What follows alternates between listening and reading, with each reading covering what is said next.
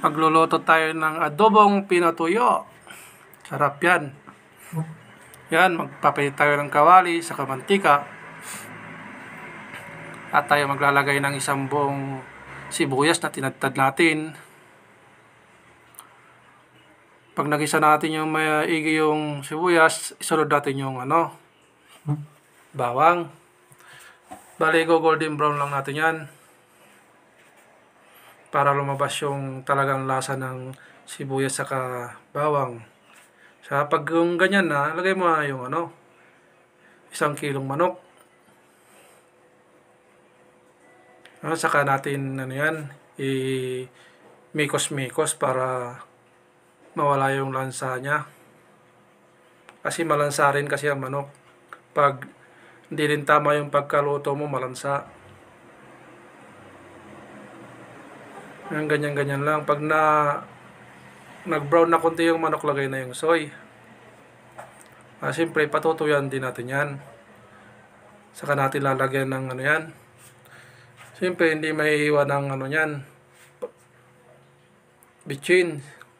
Kalating teaspoon na pamintang pino, saka 1 teaspoon na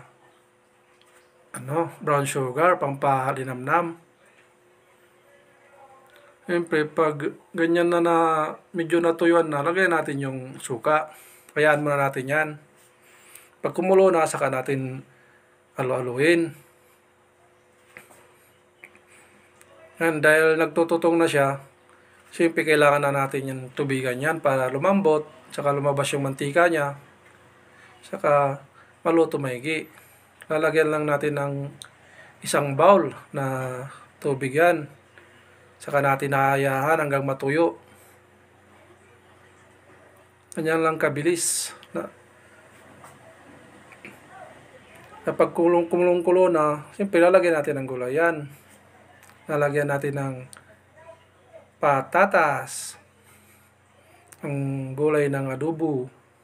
Hindi na ako naglagay ng laurel yan kasi ayaw ng mga kasama ko yung aroma niya. Bahala ka na kung magbalagay ka ng laurel. Naalala ko noon, hindi pwedeng magluto ng ganyan, pinatuyuan na adobo nung bata-bata ako, nung totoy pa ako. Kasi siyempre, kunti lang yung lulutuin, hanggang kalahating kilo lang. Marami kayong kakain, kaya kailangan yung sabaw. Kaya hindi ka makatikim ng ganyan na pinatuyuan na adobo na manok. Kasi sa daming yung kakain, hindi rin magkakasya pag walang sabaw. Yan, pag ganyan na lumabas na yung mantika niya, okay na yan. Malasa na yan. Ang lasa niya, masim-masim, manamis-namis kasi may yung kagandahan ng nilagyan ng asukal. Yan, okay na po yan.